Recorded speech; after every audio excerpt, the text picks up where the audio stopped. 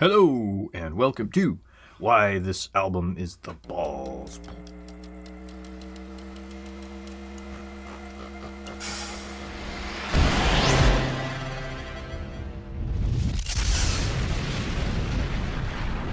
Alrighty, so this is Opeth's Pale Communion, and this is the first we'll see of Joachim Svalberg. Now, he is much like Mr. Weiberg in that he uses the Hammond, the Mellotron, and the piano, all just like Weiberg. So it's going to be pretty seamless, I think. Now, Mr. Svalberg also played with Yngwie. Now, that's pretty interesting because Yngwie seems to not tolerate people that are not within his realm or his level, which must say something. So I'm sure he's an amazing keyboardist. All right, well, here we go with question number one. Song number one, Eternal Rains Will Come. Now this comes in right off the bat, hard and heavy, with Svalberg at the helm, giving it that kind of has a 70s twist to it with a new feel. I thought the intro to this album is a lot different than many of the other Opeth albums. It just, jams right in without some weird intro. Although I do like the weird intros.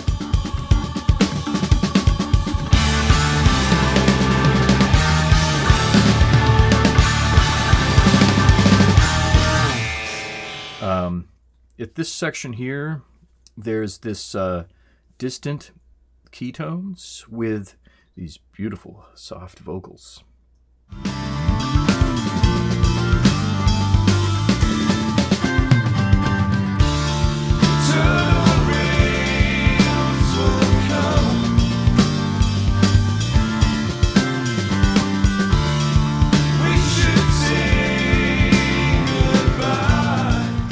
Now this part, the vocals then slide into this heavy riff and these high keytones in the ceiling, giving you that kind of a beautiful ambience. It's just a great riff with all these great tones, and the sound quality is amazing. When the sun comes to dust, there's nothing we can do.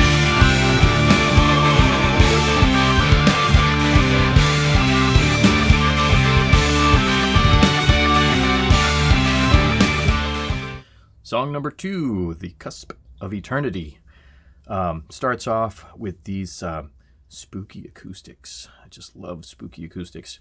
And then this deep, heavy riff comes in, keeping some these interesting high notes up in there. It just, there's so much space and so much room. It just has this great feel to it.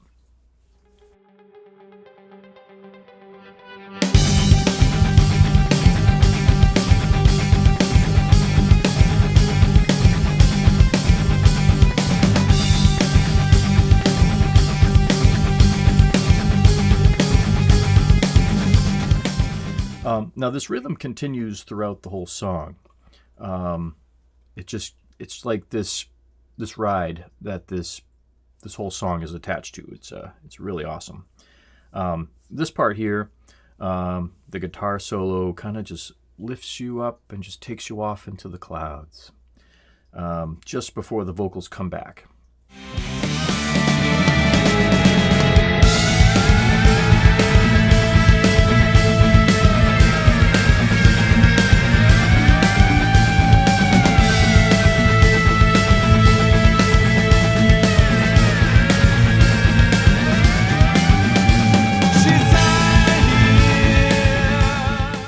Now, starting in this section here, we have an amazing guitar battle, and I assume it's between Åkesson and Åkerfeldt. It's just both of them just kind of showing off, and it's just a great guitar battle.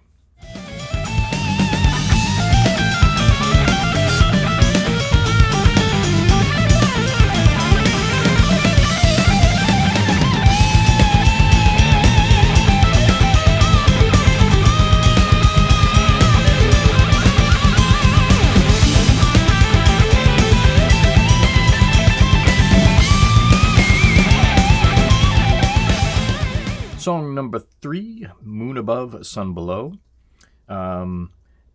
This was one of my favorite parts of this song. The vocals are just so open and expressive, and then he belts out this this gritty, dark and heavy, guttural expression. It's something you don't hear too often with Ackerfeld, as either it's death vocal or nice, warm, vibrant vocals. This is something that we don't quite hear too often, which I thought was really cool. It gives way into this dark and heavy beat with this killer riff. Seeking out the weaker heart, eternity in your grip, and on a lifelong throne of some religion, beat from your head. Now the song takes a turn into a kind of a Steve Wilson medieval vibe before the vocals come back with more heartfelt and heavy expressions.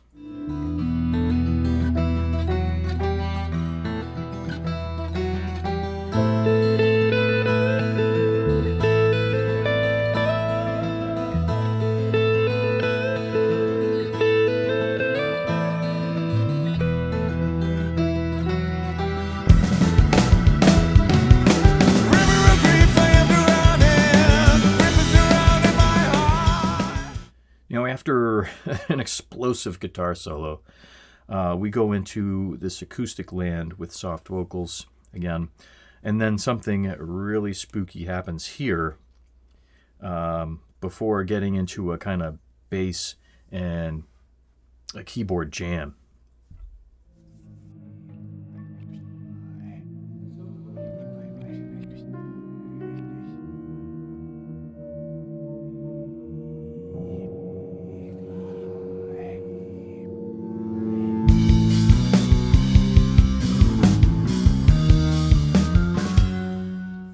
Now the song fades into this beautiful piano piece with these distant soft vocals.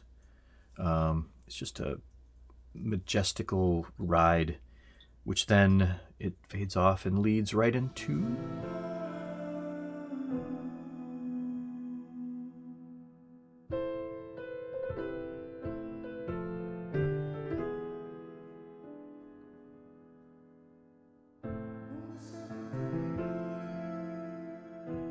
song number 4, which is Elysian Woes.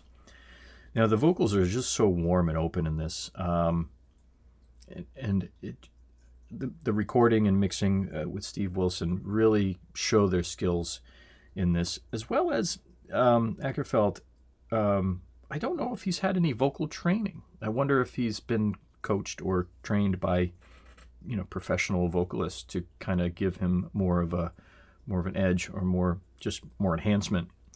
I don't know, but it seems like every album that comes out, there's a bit more element to his voice that just keeps getting better and better. So, and as we'll know with the next album, how well that goes.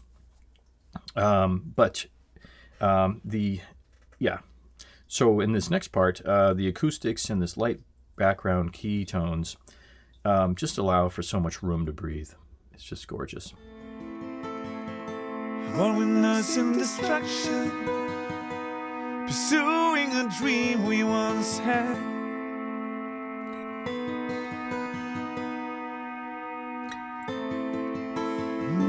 Was it our intention to follow this road till the end, even if the end is a world of sorrow? Now this next section of the song takes you off into the clouds again, and it just with the acoustics and that ambient sound, just gorgeous, right?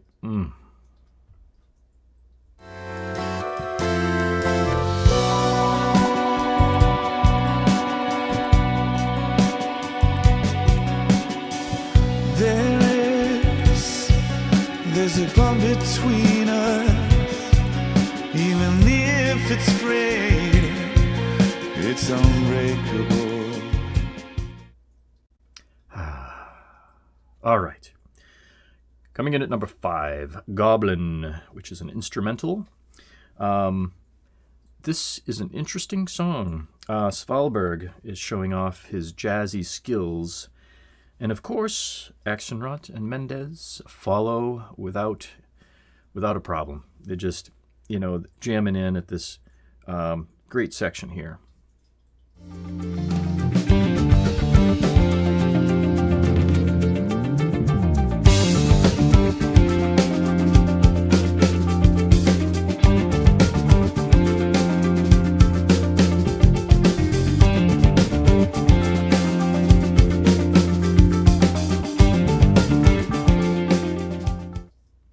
And at this part, it's like the Doors and all the greatest jazz musicians in the world had a baby, and this is what you get.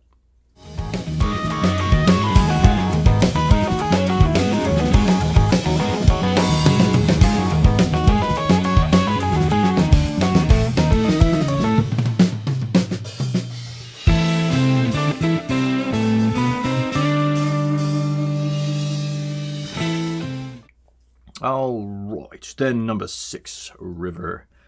This, to me, is such a emotional song, and I think anyone can appreciate where this song takes you. But here, it's what a tone for Ackerfeld to hold, and it's flawless. It doesn't. There's no grit. There's no tonal change. It is solid, absolutely solid, and it slides right into this majestic rhythm full of bass and acoustics. To the ocean side, the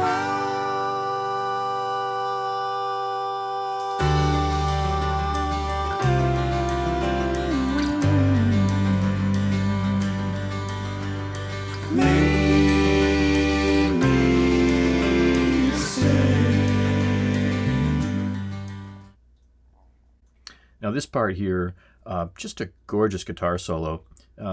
It fades into these great soft vocals. Now I think Steve Wilson has more influence on the band when he's involved, because it seems like it's Steve Wilson featuring Opeth, but it just has that Steve Wilson vibe.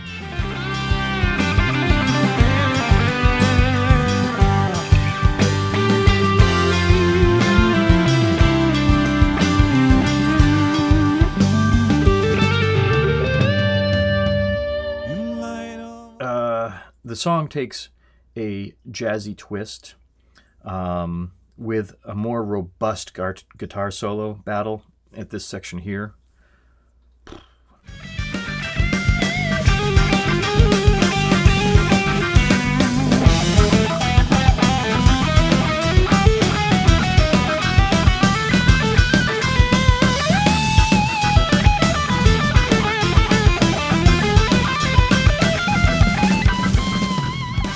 Fantastic.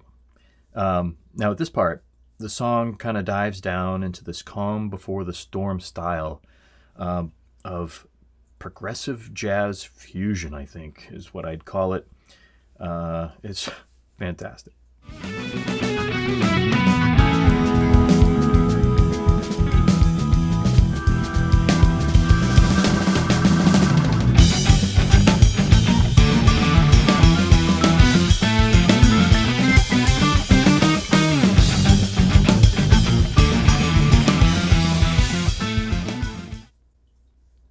Now, this next part is just another twist of dark chords and cold-feeling vocals before warming up to another twist to the end.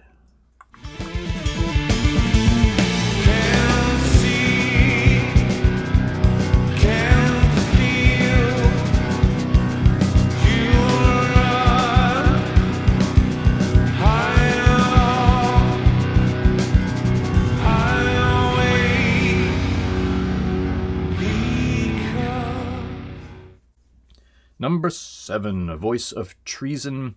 Now this song begins with this rhythm. It's so familiar. I know I've heard it before, but not with Opeth. I just don't know where I've heard it. Now, I don't know if it's from a game or from a show or from a movie. I don't know. It just sounds so damn familiar.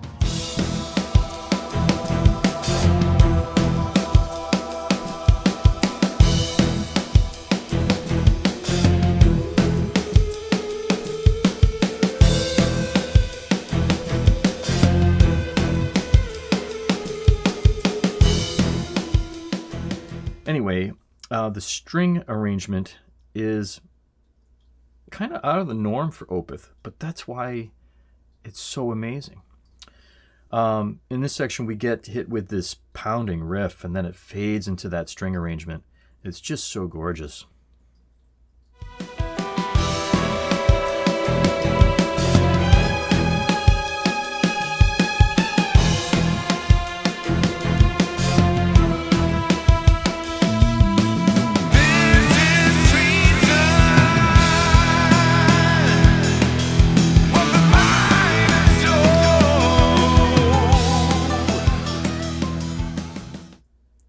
Now, this part, the song kind of changes direction, getting heavy on the drums and the bass and the ambiance. Kind of every instrument is coming together. Just another gorgeous sounding piece.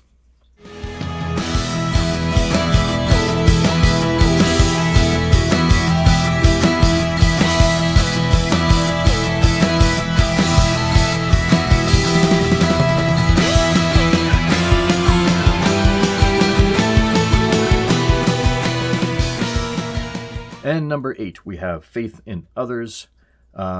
This is kind of a bit of a sad ending in the Opeth realm, but nonetheless, it is a beautiful song to end an album with. Now, the song begins kind of with that kind of blue and sad feeling. The string section is kind of like, kind of sad. The bass line and the drum sounds, oddly enough, have a bit of hopefulness and upbeat in a sense. So the bass and the drums kind of uplift the sadness of the string section, which I thought was, really cool.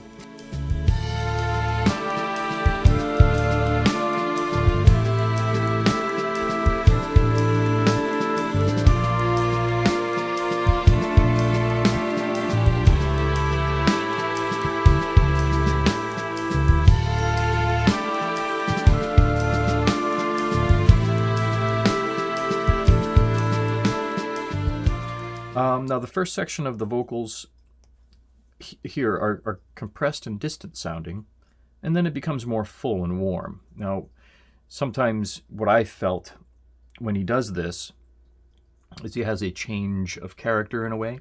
So sometimes when he's has that distant, compressed sounding feeling or expression, it's more in the spiritual and ghostly realm. And then when he's warm and in your face and vibrant, it's more in the moment and talking about an expression of some sort. So, which I thought is just, just a great contrast and just beautiful sounding as well. It's up ahead. Life has become a burden. We move in circles of suppressed despair,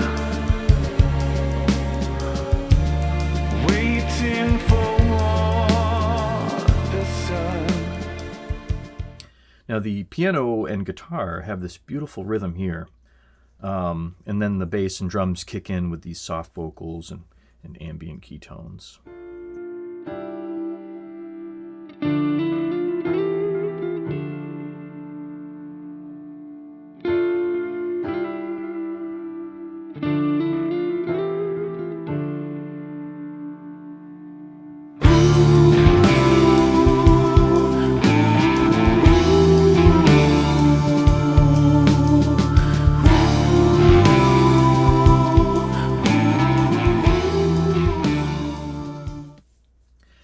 And the song fades out to the strings in the same sort of way the song began.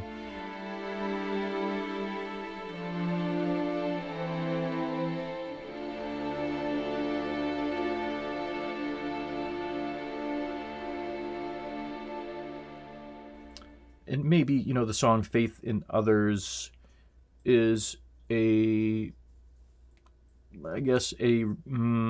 hopefulness that we will have faith in others. And maybe if we come together and join hands and fight the good fight, we'll have faith in others. When it seems things are sad and lonely, maybe, it's all right. Just have faith in others, and they'll come to save the day, or we'll have a discussion about something that will change the tone. Nice cat butt. Nice way to end this. Okay.